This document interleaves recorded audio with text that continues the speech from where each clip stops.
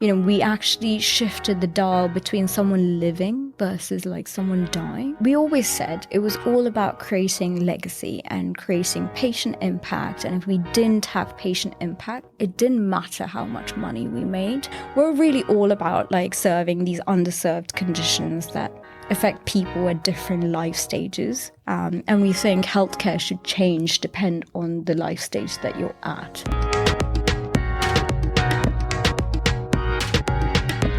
Today on the podcast, we have Anya, who's a co-founder and CEO of Syrona Health. They're a digital health platform that focuses on taboo topics. We're going to look at her journey from wanting to be an astronaut as a child to going to university, studying economics, going into banking, even after being told that she's going to be a failure, and then pivoting into the bioscience world first of all, and then creating Syrona Health, and from Syrona Health going into YC and helping so many patients across the world.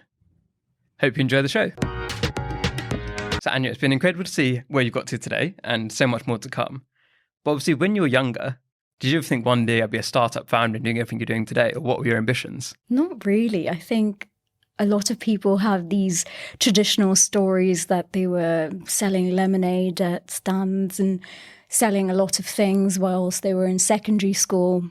I didn't really do that, to be honest. And I think when I was growing up, I either wanted to be a doctor, tech, or an astronaut, which is quite interesting. So I used to go to these Olympiads for astronomy and things like that. I was a real nerd. That's pretty cool though. Yeah. And I used to go to these international competitions about it. That's what I wanted to do, like growing up. No, I just really enjoyed maths and science and biology. And so I didn't really ever think I was going to be an entrepreneur. And frankly, my parents aren't entrepreneurs themselves. So I didn't really have someone in the family to look to as a role model when it came to entrepreneurship necessarily.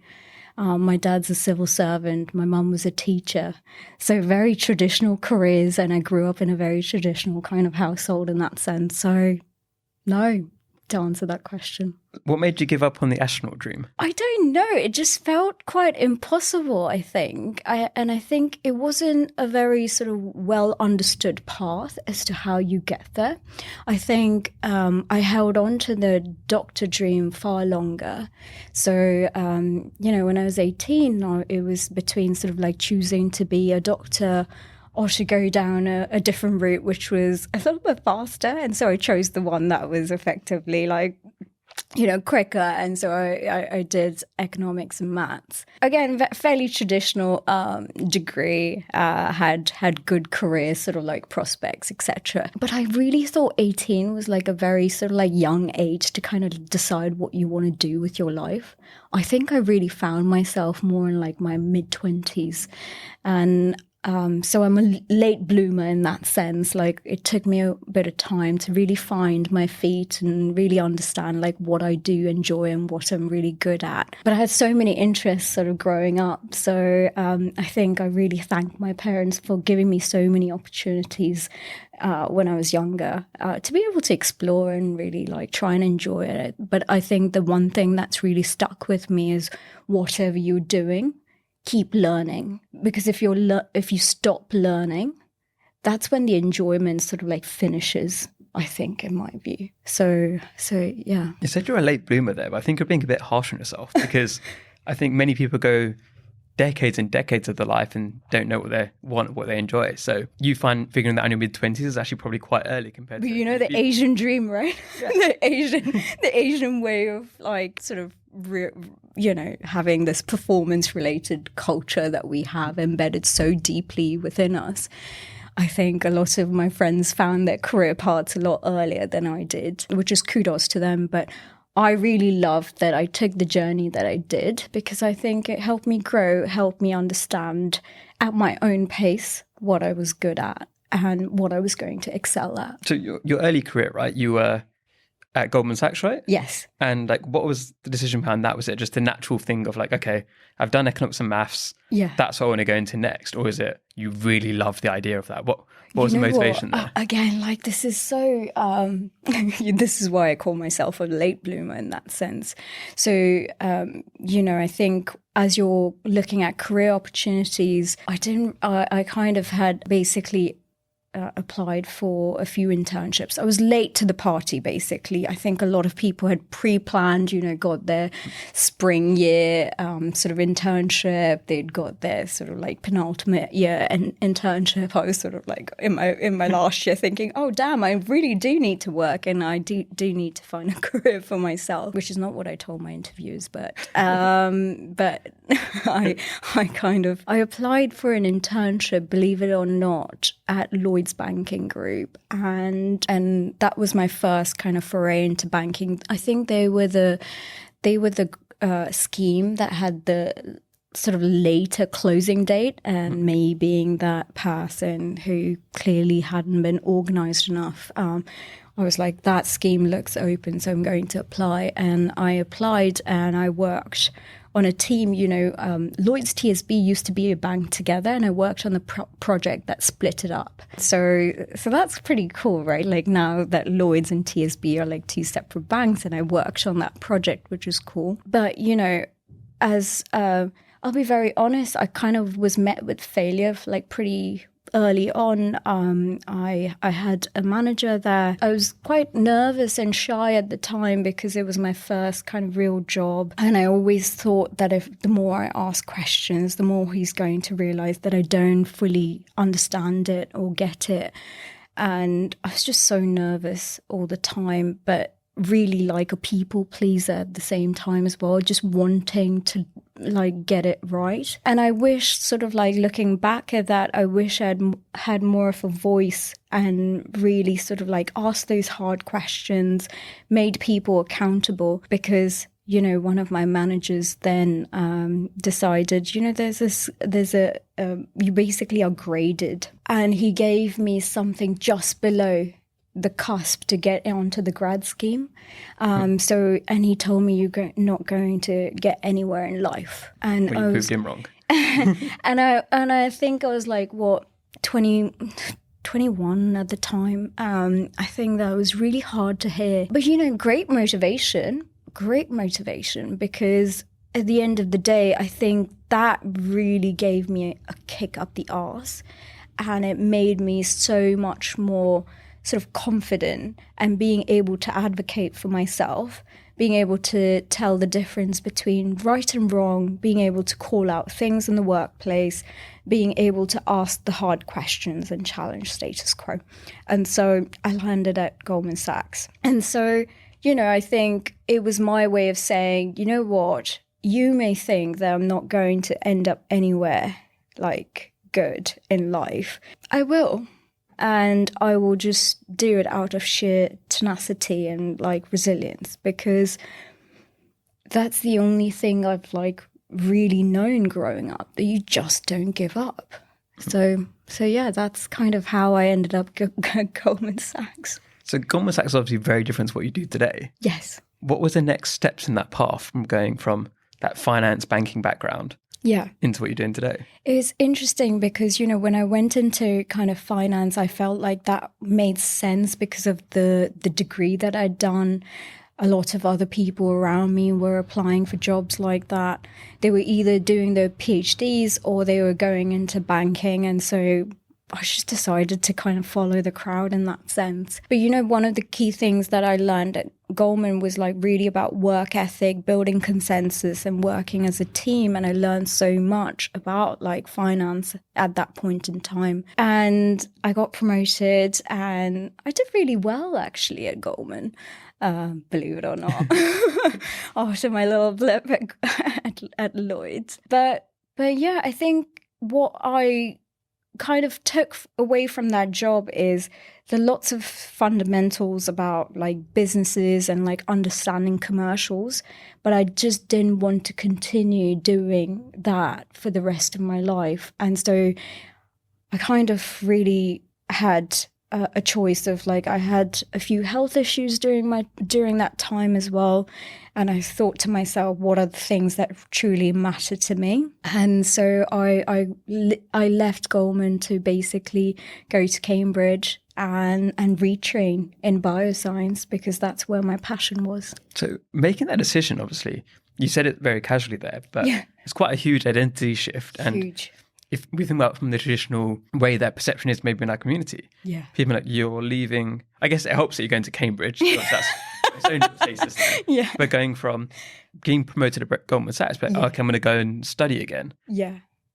Did you feel supported in that journey? Were people like backing you, or did you feel like you had to convince those around you that you're making the right choice? It's so interesting, right? I think the first question was, but why? And I think that's a fair question to ask, because I had, in that sense, got that financial stability. I had the tag of like a good sort of like tier 1 bank behind me, and it would open up a lot of opportunities. And also there were internally like lots of opportunities as well. So there were lots of opportunities for me to try out potentially like a different role at Goldman, etc. So I think, you know, from that environment perspective, like I had a really like good time at Goldman, and I learned a lot.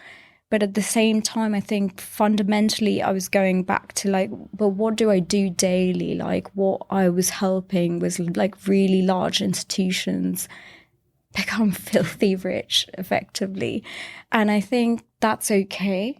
And that is potentially fulfilling for a lot of people. But yeah, I just couldn't see myself like, you know, doing it for a long period of time. But, you know, I think my mom is a massive dreamer like me, and she's been so supportive in that journey for me to bring up like, you know, this is what I'm going to go back to university. I'm going to retrain.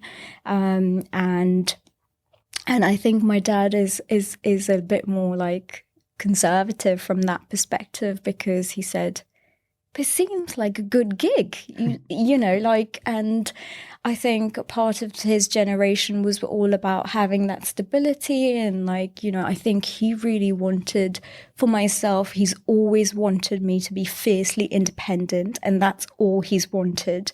And that's what I was. So in his perspective, like I'd reached that goal.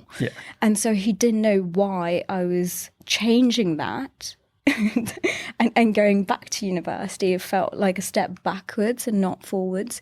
But I think in life, sometimes you actually have to take a step back to move like a few paces forward. So I took the leap of faith. It wasn't easy, but I think it's fundamentally one of the best decisions I ever made. Hey everyone. We hope you're enjoying this episode so far. A quick note from our sponsors who make this all possible. From first-time founders to the funds that back them, innovation needs different. HSBC Innovation Banking is proud to accelerate growth for tech and life science businesses, creating meaningful connections and opening up a world of opportunity for entrepreneurs and investors alike. Discover more at hsbcinnovationbanking.com. Back to the show. And like at university now, you're studying again. And I guess, I don't know if you have to do exams at Goldman when you're there, but you're like, you must have had to do exams or had to do coursework. Like, did I make the right choices? But I know that one of your projects is actually quite significant to what you're doing today, right? So tell us a bit about that. You already told me, so for the audience, I knew what I was saying there, but tell us that story. Yeah, it's so funny.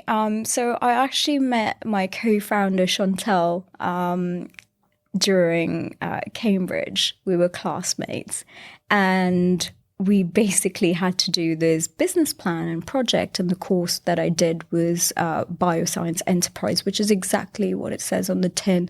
So helping you study to build effectively life science businesses. And the very sort of like early inkling of like women's health and the lack of sort of services and products in the space was something that we focused on in our business plan. It was so funny, right? I think we look back and I still have that, assignment. And it's an assignment that like students continue to do even today, many years on.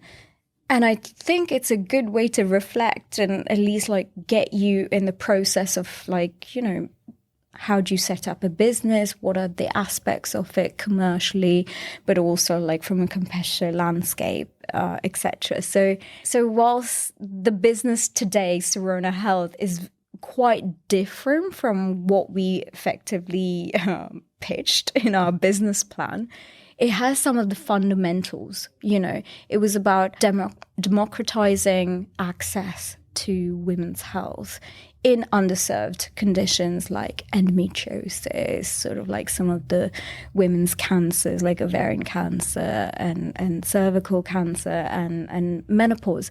So I think it's one of those like penny drop moments, right? Like, again, like one of those life moments where we actually didn't get a good grade. Like we got a 70, by the way, which is potentially like good for other universities. But at Cambridge, you got a distinction when it was 75. So 70 was like really like not. That's quite like, Asian fail there. Oh, we were 5 marks off getting a distinction. Oh, we failed. It's such a terrible grade. But you should have seen the types of classmates I had, like all alpha classmates, all getting distinctions like left, right, rhubarb. So by 5 marks. I know, exactly. So I think it's quite funny though that, you know, I think the beginnings of the entrepreneurship bug was actually like in Cambridge for me. And I'll give a shout out to Dr. Darren Disley, who actually came to our course, and he'd actually given me a scholarship as well so that I could go to Cambridge. So I'm super grateful for it. But he said Cambridge is a low-risk place to do high-risk things.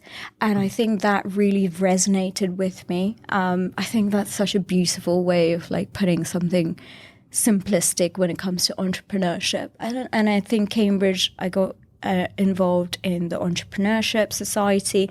That was my first kind of foray into entrepreneurship. Before that, you know, I hadn't really thought about it at all. And so Cambridge was a great place for me to do that. And we'd seen the grade and we thought nothing of it. We were like, haha, okay, fine. Like, you know, we've done one more assignment, so let's park this. Let's try and survive the rest of the year and just get on with it. And we had someone from GSK come in to lecture. I think I just randomly pitched, you know, I said, you know, here's this business plan that my classmate Chantal and I wrote. What do you think? Like, do you want to give me some feedback? And he said to me, girls, that's a really good idea. And I was like, oh, a professor doesn't think so. He was like, yeah, but I work in the real world. So it doesn't matter. I think you should pursue it. And I think that's like so important because, you know, if I didn't have that push and I didn't have that person just encouraging me, I don't think I would have taken it seriously. And by the way, like, you know, I didn't just run out of the room and become an entrepreneur the next day. It just gave me the confidence that maybe this is something that I want to try later on. And it gave me the confidence that perhaps I could come up with like good ideas, etc. So yeah, that's kind of the Cambridge story. So you mentioned as well that the idea has changed quite a lot since what it was originally. Yeah.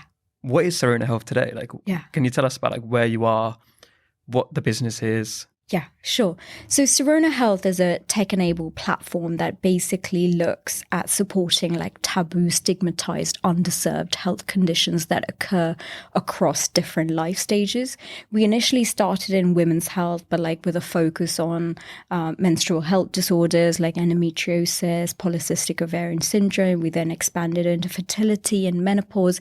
And then our customers started demanding like more of a men's health version of it. And so we kind of focused on similar kind of vein around like sort of sexual health disorders, male fertility, the andropause, which is declining testosterone, etc. So we're really all about like serving these underserved conditions that affect people at different life stages. And we think healthcare should change depend on the life stage that you're at. So How do you do that? So through the tech-enabled platform. Yeah, so let's say somebody who's listening right now is thinking, oh, that sounds like something I should try. Yeah. How would it work for them? Do they download it? Yeah, so we have an app called Sora. And Sora actually is a Japanese word for blue skies. So we all wanted to like provide something that, was positive and created change, basically. And Sora effectively is an app that you can download on, Apple Store or Google Play. It's available through employers or insurance plans, effectively. So you can't just go in as a consumer. So it's distributed through employee benefits or through health plans, etc. currently. And if you really want to try it out, ask your HR to get in contact with me. So my next question now is going to be the obvious one, is that why has it shifted? What was the logic behind the pivots you made and transforming it from the original idea was what it is today? Like, what did you learn along that journey? Yeah, initially we wanted to create more of a medical device, an actual device for early detection. And frankly, that takes a huge amount of financing. And you just have to have a lot of not just funding, but also resources to be able to do that.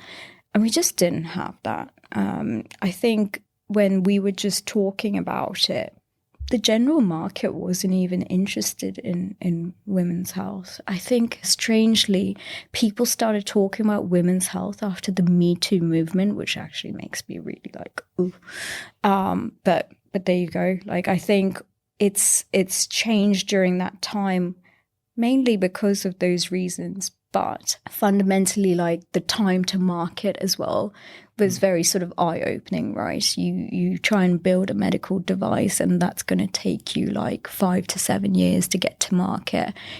Through a digital health app, you can still effectively have an impact and create a positive patient impact, but your go-to-market route is much, much quicker. So those are kind of some of the reasons we changed, but at the end of the day, even our software is classed as a medical device, and we're one of the only people to do it in this space. And that's with good reason, because that's the history of the company, and that's what we wanted it to be. What are some of the lessons you've learned along that journey, right? So you said before you did your degree, your master's, you didn't really have too much of an inkling about entrepreneurship. Yeah. And then you had this failure, which was 70 marks, which isn't a failure to me still, but when you actually then started the company, what were some of the lessons you had to learn where you didn't know beforehand, or you didn't learn in the textbooks, and then when you hit reality, you had to learn on the job, and then that's made you stronger and the company stronger? I will caveat that after Cambridge, I actually went into venture capital. So I got a first-hand experience about investing, due diligencing, scouting for startups, writing memos, all of that. So I felt like I saw the full deal life cycle, which I thought was quite exciting. So whilst I wasn't ready to throw my hat in from an entrepreneurship perspective, I still got to I got front row seats to effectively seeing how startups were built, what they needed, some of the red flags, etc. And I think that was quite useful, frankly. The terminology, the jargon that's used, the process, I think those kind of things helped and certainly gave me a leg up in that perspective. I then went into sort of a seed investment role, basically investing in genomic startups globally. And that was, again, super exciting because I had more of a leadership role in that perspective, and I was making the call, and I was seeing everything from term sheets right to the basics of people coming to me with ideas about how they were going to start the business. So it did give me a bit of a stepping stone. So having said that, there's nothing like being on the front line doing the job. Nothing prepares you for it. I would have liked to say venture capital background helps, and it does, but nothing teaches you entrepreneurship until you actually do it yourself. And you'll probably know this yourself, right, from your own experience. The failures, the highs, the kind of in-betweens. And I think it's an emotional roller coaster, to put it lightly. But certainly, like, I think that VC background helped me a little bit, but it also made me a bit of a pessimist sometimes, because, you could tell from like the way the questions were being phrased. You knew the direction that conversation was going, which maybe naively sometimes like a first-time entrepreneur wouldn't necessarily know. So I think, when I look back in terms of like career, like commercially, like I think banking helped me just be very astute with the numbers side of thing. Venture was really good at like the intuition and sort of like the steps, I suppose. But nothing teaches you like, what happens in the job. You constantly have to have a pulse on your customer. And I think one of the key things, perhaps, early in the journey that we were doing is you're getting conflicting advice all the time. And frankly, like opinions are like assholes. Like everyone's got one. So like it's literally like everyone has something to say about it. And I think the key learning, and it's a shame that it takes you a bit longer to get that, but that comes with confidence as well, is that you have to trust your instinct, and you have to trust that you know what you're doing based on the fact that you're living it day to day, which, no VC is doing that, and no one else is doing that apart from like the entrepreneurs who are like in the trenches, like building. So I think, definitely like being able to trust your gut, I think, is important. One of the things you mentioned there about the questions, and it's one of the things that's quite well known too, is that female founders often get asked questions to defend themselves about like, why have you done this? Why have you done that? Yeah. Whereas male founders often get the questions about what were your wins?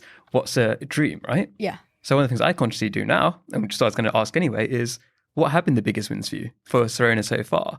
And then what is the grand vision? What is the dream that you have? Yeah. It's so funny. Like, I think there are two things, I think. One from a patient perspective and one from more of a funding journey, I suppose. Maybe I'll start with like the patient perspective. So basically we always said it was all about creating legacy and creating patient impact. And if we didn't have patient impact, it didn't matter how much money we made. None of it would add up or make sense or be sustainable long term.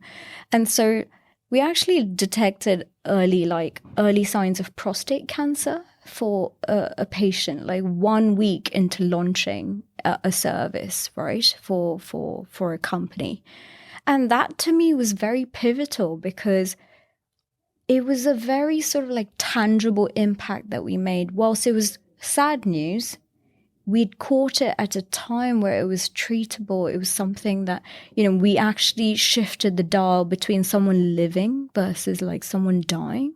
And I think that was really, really important to me. And I think that'll always stay with me as something that, this is why I wake up in the morning and I do what I do despite all the setbacks and things like that, because we create patient impact. From a funding perspective, for me, like the highlight has been, so we got into Y Combinator in 2022, and that for me was genuinely a dream come true. I don't care like what the haters say, about YC, etc. I'm a believer, and I think it gave us an incredible network. It's not just about the funding or the name. It gave us like these incredible founders who are, Sidi, who you've had on this podcast as well, was in the same kind of like cohort as us. But it's not just the Rolodex. It's actually like, from a network perspective, there's a huge mentality of like pay it forward, which I've never seen on that scale. When a YC founder like calls another YC founder, you show up.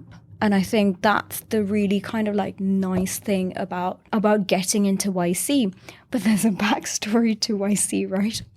So we'd applied previously to YC, and we got to the interview. And like it's a 10-minute interview. It's literally rapid fire. And when you finish the interview, it's gone badly. like that kind of like sense of like absolute, I think, devastation. And I knew that it hadn't gone well. And, we shortly received our rejection. And I was, we were in pieces. Like, we were so sad about it. Really, really kind of, like hurt us, I suppose. And my co-founder, Chantal, was like, we're not going to put ourselves through this emotionally again. Like, it's a lot. And it felt very heavy at the time. And so we're not going to do that. I need a breather. We're not doing a YC application. Anyway, one day, I don't know why, I knew there was a YC deadline and I'd gone on a night out. And somewhere along the way, I decided that after a few drinks that doing a YC application would be the right thing. And so at 3 a.m., I wrote my YC application, and I've never been so sort of fluid in terms of like, it was very short sentences. There was no fluff. I guess like, when you're writing an application at 3 a.m., you just don't have the capacity to like, have the fluff. It was just very short, very articulate kind of application. And I sent it. And then I asked for forgiveness later around like 9 a.m. to my co-founder. I fessed up and I said, okay, really sorry, but I've done this.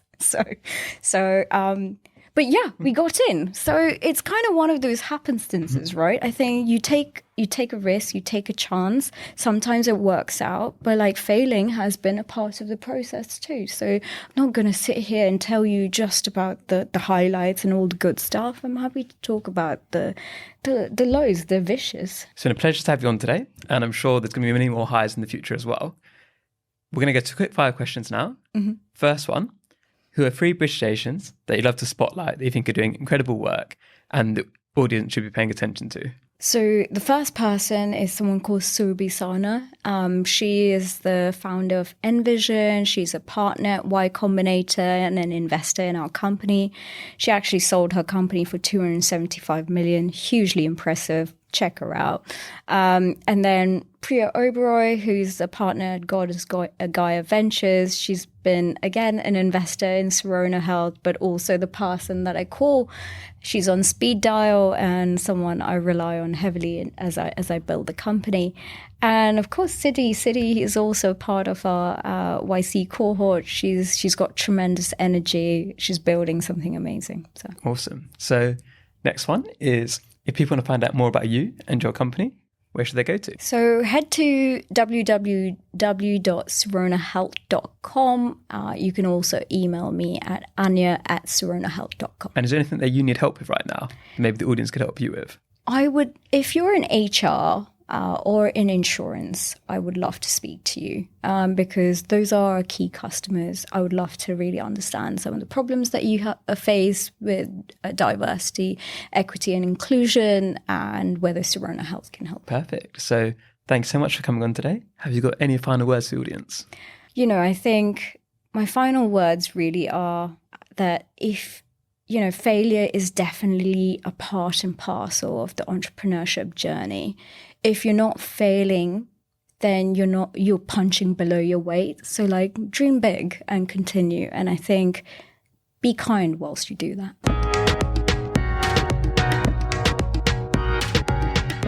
Hello everyone. Thank you so much for listening. It means a huge amount to us. And we don't think you realise how important you are. Because if you subscribe to our YouTube channel, if you leave us a 5-star review, it makes a world of difference. And if you believe in what we're trying to do here, to inspire, connect and guide the next generation of British Asians, if you do those things, you can help us achieve that mission, and you can help us make a bigger impact. And by doing that, it means we can get bigger guests, we can host more events, we can do more for the community. So you can play a huge part. So thank you so much for supporting us.